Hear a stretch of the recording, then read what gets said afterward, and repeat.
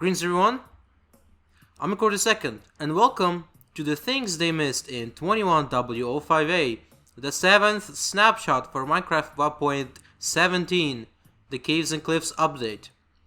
I know this video is very late, but I want to explain a little bit why, mostly because I have 3 exams in 2 weeks, and also 2 new classes just started, which is a lot of work to get that set up. So I do really prioritize studies over making a YouTube video. So I'm sorry that it took so long, but I think it's more important for me to get what I need to get, because I am a good student, so I want to keep that up. I hope you guys can understand. Also, this video probably contains the most information out of all my previous videos, and it was a long time to assemble all of these pieces together, so I hope you appreciate the effort to put in as much information as possible from all the different sources.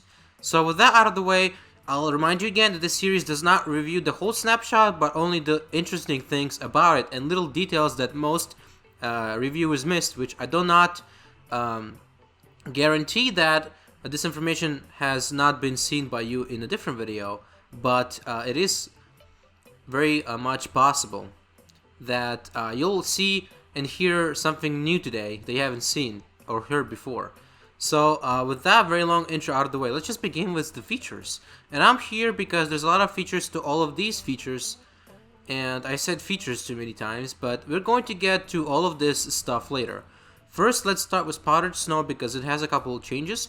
First of all, they said it now puts arrows out of fire if they're flaming when they go through the block, but it's actually not consistent, so again, kind of fixed, but not really, which happens a lot in these snapshots. So you probably know that skeletons that freeze to death in the powdered snow will become strays, but the funny fact is that strays also take freezing damage, and they will actually eventually die from it.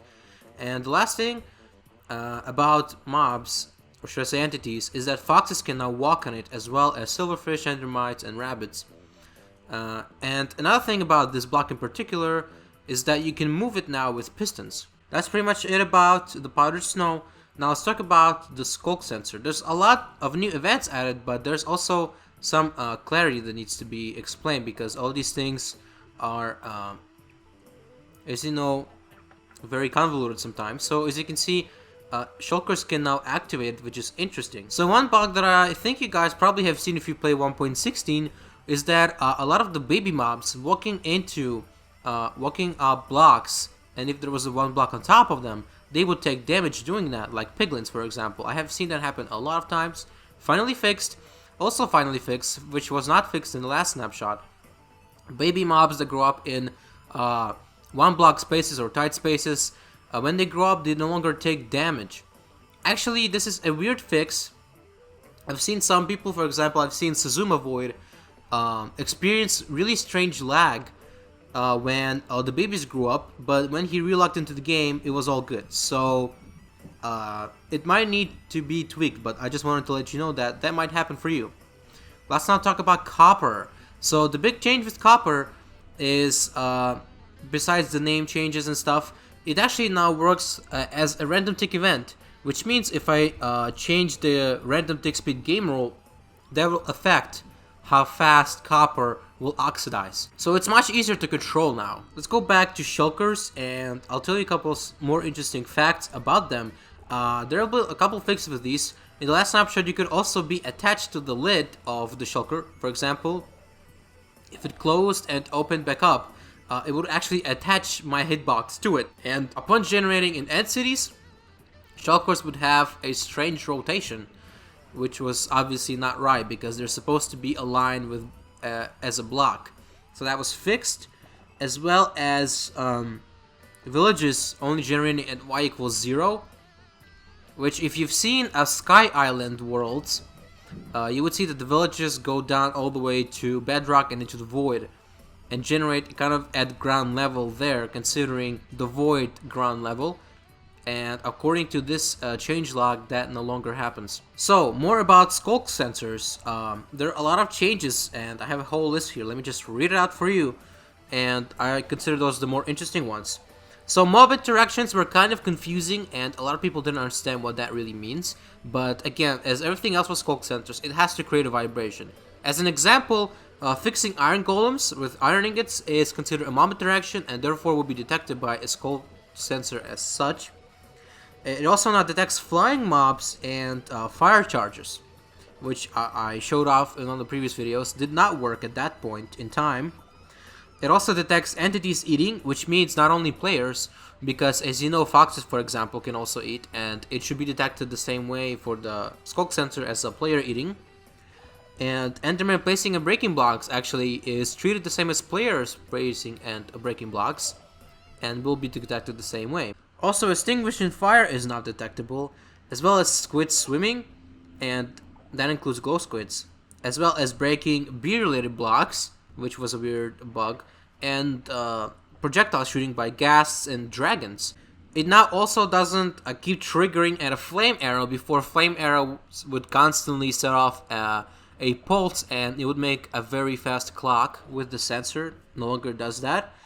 Filling bottles now triggers the Skulk Sensor, and cats sneaking, which is interesting because, as you know, player sneaking is making your vibrations fly under the radar, and now when cats and ocelots sneak when they attack prey, it also is not going to be detected by the Skulk Sensor, and repeaters don't actually affect this, which is interesting. And by that I mean the whole Skulk Sensor, not just the cat stuff. And for example, the block change is also one that can be considered strange, but you can imagine that as placing a pickle, for example, increasing the amount of pickles, and that kind of stuff. What I found interesting is that it seems to detect eating cake and eating in general as the same, so you can catch two different outputs from the sensor. That's at least what I've heard. That's pretty much it for the Skulk Sensor. Now let's talk about Lichen. I know we'll get to the moss stuff, we'll get to it. But yeah, as I said, it's gonna be a huge video, so just get ready. So the glow lichen waterlogging that I showed last snapshot was obviously fixed. And also, for example, if you got out of a boat, it would now place you in the direction that you're looking instead of the boat's direction. So I guess that's handy. There's also a new tutorial in the game now for using bundles. I'm not sure if I triggered this yet, but I think I did, otherwise it would show me. So yeah, I'm sorry that I couldn't show you the tutorial, but it would come up if you have not tried bundles yet in this snapshot, and the ones later on. Now, glowberries, interestingly, have already been added to the advancements, namely the Balanced Diet advancement, which includes all different food types. And I found that interesting because usually Mojang doesn't update these in time, so I just thought it was interesting. I guess they're more considerate now of this kind of stuff. So, extinguishing and being in lava at the same time. So, if you're in the middle of a powdered snow block and a lava block, it actually no longer sets you on fire, which before it would constantly set you fire, put you out, which will make a constantly looping sizzling sound, but no longer that will set you on fire. So you can be in lava and in powdered snow and just be chilling, which is very interesting in my opinion. That's how they decided to fix that. And vines now also have sounds. Not the lichen or the cave vines, the regular vines now have sounds, which are interesting because before they used the general vegetation sounds. Now, finally, we're going to get into all of these blocks and go through them all one by one. And brace yourselves because there's a lot of information about all these blocks. But it is the last part of the video, so I hope you guys enjoyed the information because there's a lot to know. I'm pretty sure, as you can see by this, there's a lot to know. So, let's start with the moss blocks, and I'll not going to mention every single detail about the moss carpet because it's basically like other wool carpets, but it does have some other qualities which I will go over. So, the moss blocks. Now, you know that you can bone meal these blocks, but one important detail is that it can only go on the same Y level as the moss block. So, if I put a couple here and bone meal it, as you can see, it'll not go over the moss blocks that are on a different level or on any other blocks. For example, you can do this, but it will not go down on the other level. So yeah, no matter how hard you try, it will not. It'll not happen at all if there's a block above the moss block. So if I bone meal this, it doesn't even do the animation. Even though there are free spaces on which there is stuff to grow, if I bone meal a block which has a block on top of it, it will not do anything. So that's an interesting fact to know. So these blocks are also one of the few blocks that can be placed directly next to cacti. They can also replace dirt, sand, and all the stone variants, but interestingly they do not replace grass blocks. And yeah, in case you didn't know, they actually convert the blocks to moss blocks. So if before you had a stone which you need a pickaxe to break, you can just bone meal some moss next to it and you can break it easily with an axe, which is the tool of choice for moss, interestingly, not hoes. So yeah, that's doesn't make a lot of sense, but it is Minecraft. Interesting fact is those actually cannot be pushed by pistons, including the moss carpet. And one fact that most people didn't know about is they can place saplings on these moss blocks, but they will never grow, even if you bone meal them. And all these are actually compostable, so the level for this one is 30% and 65% for the whole block. It doesn't actually burn, none of these blocks set on fire, and they do not suffocate entities in them, which is interesting, because it's kind of a full block, but it doesn't suffocate entities inside. It doesn't let redstone through, but redstone can be placed on top. Another thing is that the carpet will be replaced by water, and bone mealing moss blocks underwater doesn't actually produce any of the vegetation, only does seagrass. And also, interestingly, this prevents infinite water sources from forming, which I have no idea how that even works and why, but that's a thing. One more thing concerning water is that rain goes through the moss block. Now let's go to rooted dirt and spore blossom. So these blocks are interesting, as you can see, well, because you can have them floating and they don't actually need support. So you can place them down on a different block, there's no other way to do it. But you can break that block and leave these hanging.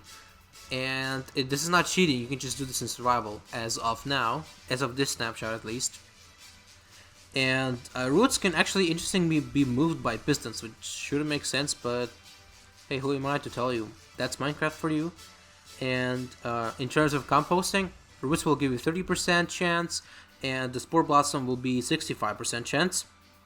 Interestingly, you can harvest blossoms with hands, but not the roots.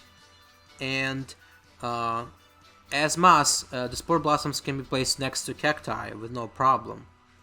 And it also gets removed by water. So that's it for these two blocks. Let's go to Azalea. So the regular one gives you 65% in the composter, but the flowering one gives you a whole 85%. And you can actually harvest these with your hand. So pistons cannot actually push these blocks, and they will not let redstone go through. But same with moss, the redstone dot can be put on top of these blocks. And you can also put them next to cactus, which is interesting. And they do need support, unlike these blocks on the top, they do need support on the bottom. So let's move on. Let's move on to the Azalea Leaves. So they cannot be moved by pistons, and they actually drop sticks and azalea. So apparently this is going to be a sapling for these types of trees. We'll just have to see, because so far that functionality is not in the game. But yeah, they actually drop these instead of saplings, so I can only assume that's what that entails. So these blocks also don't let redstone through, and they are only harvestable with shears. So the flowering will give you a 50% chance of composting, and the regular one will give you 30% chance. Actually, that's kind of a big difference, right? And yeah, that's pretty much it for these blocks. Now we'll move on to the small drip leaf. So you need shears to collect them, and they can grow on clay and dirt on underwater, and only on clay above water. So these are 2 tall block, as you can see, 2 block tall, should I say.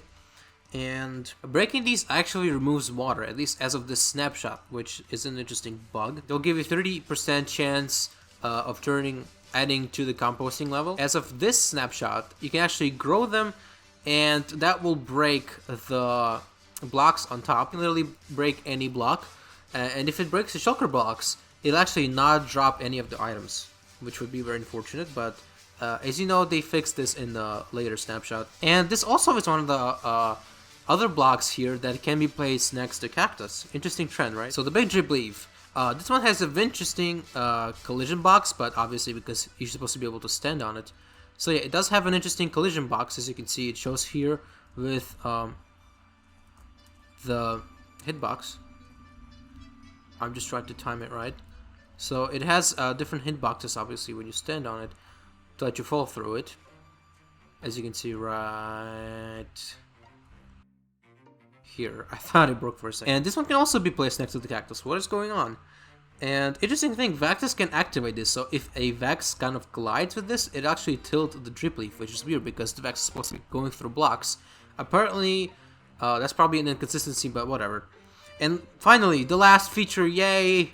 You can finally move on with your life and no longer have to watch this video. The cave wines. So the light level of these, I've heard different things from different people. I've watched multiple videos and I've come up with numbers like 10, 13, and 14. The truth is probably somewhere in between. I'm actually not sure. So the item itself gives you 2 saturation points, and interestingly, this does have an age parameter, so it'll not grow forever. I don't see the age here, so I guess it's not really a block state as much as it is.